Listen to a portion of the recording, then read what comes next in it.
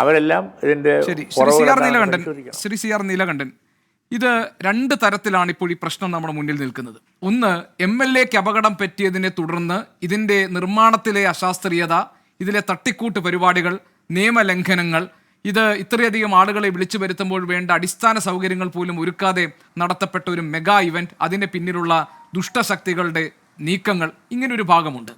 രണ്ടാമത്, ഈ ഇവന്റിൽ പങ്കെടുത്ത കുട്ടികളുടെ മാതാപിതാക്കൾ സംശയിക്കുന്നത് പോലെ വലിയൊരു സാമ്പത്തിക തിരിമറി ഇതിന് പിന്നിൽ. അതായത് 3500 രൂപയാണ് ഒരു കണ്ടസ്റ്റന്റിന്റെ കയ്യിൽ നിന്ന് വാങ്ങുന്നത്. അവരോട് പറയുന്നത് നിങ്ങൾക്ക് ഒരു സർട്ടിഫിക്കറ്റ് തരും, അത് ഗിന്നസ് റെക്കോർഡ് കിട്ടുമ്പോൾ അതിൽ പങ്കെടുത്തതിൻ്റെ ഒരു സർട്ടിഫിക്കറ്റ് കൊടുക്കും. പിന്നെ 3500 രൂപ എന്ന് വെച്ചാൽ ഏതാണ്ട് 4-5 കോടി രൂപയാണ് ഇതിൻ്റെ ഭാഗമായിട്ട് 12,000 ഇവൻറ്റുകൾക്ക് ആ കുട്ടികളെ പാർട്ടിസിപ്പേറ്റ് ചെയ്യുമ്പോൾ പിടിച്ചെടുത്തിരിക്കുന്നത്. പിന്നെ അവിടെ വന്ന് ഇരിക്കുന്നതിന്, അതായത് ഇതേ കുട്ടികളുടെ മാതാപിതാക്കൾക്ക് അവരുടെ കുട്ടികൾ പെർഫോം ചെയ്യുന്നത് കാണാൻ ഒരാൾക്ക് സീറ്റിന് 150 രൂപ അഡീഷണൽ ഫീ ആണ്. ഒരു കുപ്പി വെള്ളം പോലും അവിടെ കുട്ടികൾക്ക് കൊടുത്തില്ല. വോളണ്ടിയറിങ്ങിന് വേണ്ടി ഒരു സംവിധാനം ഉണ്ടായില്ല. ഇന്നലെ മറഞ്ഞു വീണ ശ്രീമതി ഉമാ തോമസ് അവർ പിടിച്ച ആ റിബൺ ബാരിക്കേഡാണ് സുരക്ഷയ്ക്ക് വേണ്ടി അവിടെ കെട്ടിയിരുന്നത്.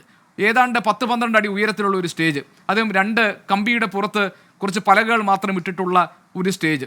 അപ്പോൾ ഈ വലിയ തട്ടിപ്പിന് ശ്രീ ടോണി ചെമ്മണി ചർച്ചയിൽ പറയുന്നു, പ്രാഥമികമായ ഉത്തരവാദികൾ GCDA ആണ്, രണ്ടാമത് കോർപ്പറേഷനാണ്, മൂന്നാമത് പോലീസും ഫയർഫോഴ്സും അടക്കമുള്ള സംവിധാനങ്ങളുടെ വീഴ്ചയാണ്.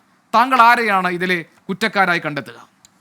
ഇവിടെ കേരളത്തിൽ എന്ത് തട്ടിപ്പ് മാർക്കും നടത്താം, ഏത് തരത്തിലും കാശുണ്ടാക്കിയാൽ മതി, അതിൻ്റെ കമ്മീഷൻ വേണ്ടവർക്ക് കൊടുത്താൽ മതി. നിങ്ങൾ ഒരു കാലത്തും ശിക്ഷിക്കപ്പെടില്ല. മോൺസൺ മാവുങ്കൽ മുതൽ നമ്മളിപ്പോൾ കണ്ടുകൊണ്ടിരിക്കുന്ന കാര്യം അതാ. എന്താ സംഭവിക്കുന്നത് കേരളത്തിൽ?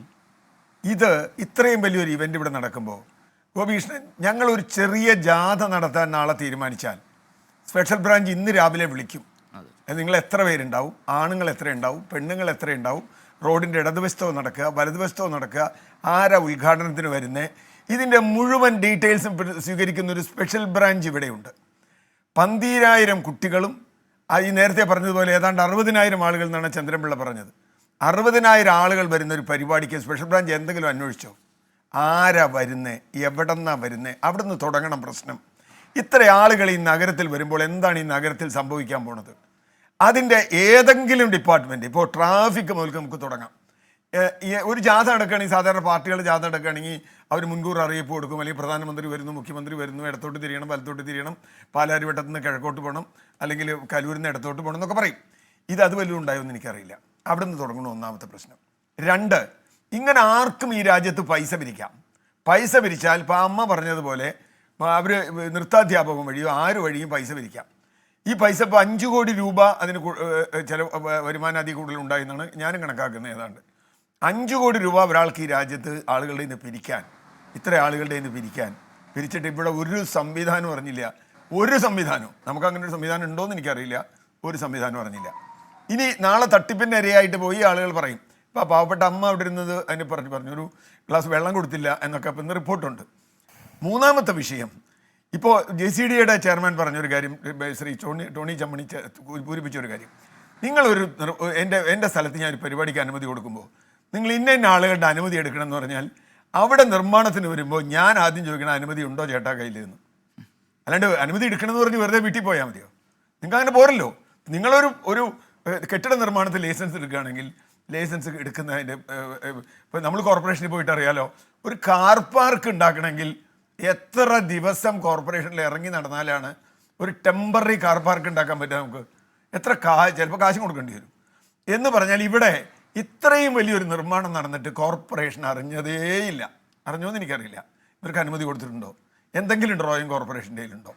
ആ ഡ്രോയിങ് അങ്ങനെ ഉണ്ടെങ്കിൽ കോർപ്പറേഷനിലും അത്യാവശ്യം, ഞാനൊരു എഞ്ചിനീയറാണ്, അത്യാവശ്യം ഒരു ഡോക്യുമെൻ്റ് ഒക്കെ കണ്ടാൽ മനസ്സിലാക്കാൻ പറ്റുന്ന ആളുകൾ കോർപ്പറേഷൻ ഉണ്ടോ എന്ന് ഞാൻ മനസ്സിലാക്കണേ. ഇത്രയും ഉയരത്തിൽ നിങ്ങളൊരു സ്റ്റേജ് കെട്ടുമ്പോൾ അതിനെന്ത് സംവിധാനമാണ് ഉണ്ടാവുക? 4, fire and safety. Fire and സേഫ്റ്റിയുടെ ജോലി എന്താ? ഒരു സംവിധാനം ഉണ്ടാകുമ്പോൾ അവിടെ അപകടമുണ്ടോ, സേഫ്റ്റിന്നും കൂടി ഉണ്ട്. ഫയർ വന്നാൽ ഓടി ചെന്ന് കിടത്തലല്ല, സേഫ്റ്റി കൂടിയുണ്ട്. അതിൽ സേഫ്റ്റിയുടെ ഉത്തരവാദിത്വം എന്താ? നിങ്ങളൊരു നിർമ്മാണം നടത്തുന്നു അല്ലെങ്കിൽ എന്തെങ്കിലും നടത്തുന്നു, അവർ നോക്കുന്നു, ഇവിടെ ആളുകൾ താഴേക്ക് വീഴുമോ, ഇതിന് ഉറപ്പുണ്ടോ, ഈ കാല് നിൽക്കുമോ, ഇതിൽ ആൾ കയറിയ കോണി ഇളകുമോ?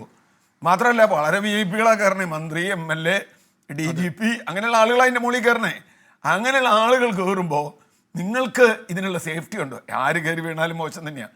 ഇപ്പം നമ്മളിപ്പോൾ MLA വീണത് കൊണ്ടാണ് നമ്മളിത് ചർച്ച ചെയ്യണേ. നമുക്കൊക്കെ പ്രിയപ്പെട്ട MLA ആണ്, അവരുടെ ജീവൻ വളരെ പ്രധാനമാണ്, അല്ലാന്ന് ഞാൻ പറയുന്നില്ല. അവർ തിരിച്ചു വരട്ടെ എന്ന് വളരെ ഉള്ളൊഴുകി പ്രാർത്ഥിക്കുന്ന ഒരാളാണ് ഞാൻ. ദൈവത്തിൽ വിശ്വാസം ഉണ്ടോന്നല്ല, പ്രാർത്ഥനയുണ്ട് എന്തായാലും. പക്ഷേ ഇവിടെ പ്രശ്നം എന്താ, ആ വിഷയം അവിടെ നിൽക്കുമ്പോൾ തന്നെ ഇത് ഇപ്പം വേറെ 4 ആളെ വീണെങ്കിലോ, നേരത്തെ ആരോ ചോദിച്ചമാതിരി മന്ത്രിയാണ് വീണെങ്കിലോ, അല്ലെങ്കിൽ DGP ആണ് വീണെങ്കിലോ, ശ്രീജിത്താണ് വീണെങ്കിലോ, അപ്പോൾ ആര് വീണാലും ഒരേ ഫലം തന്നെയാണ്.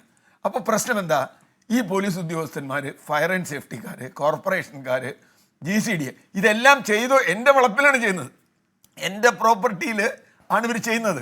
എൻ്റെ പ്രോപ്പർട്ടി ചെയ്യുമ്പോൾ എൻ്റെ എഞ്ചിനീയർ നോക്കണ്ടേ, നിൽക്കാനുള്ള എഞ്ചിനീയർ. അത് നേരത്തെ ജമണി പറഞ്ഞ പോലെ അവർ നോക്കിയോ, കോർപ്പറേഷൻ നോക്കിയോ? ആരും നോക്കിയില്ല.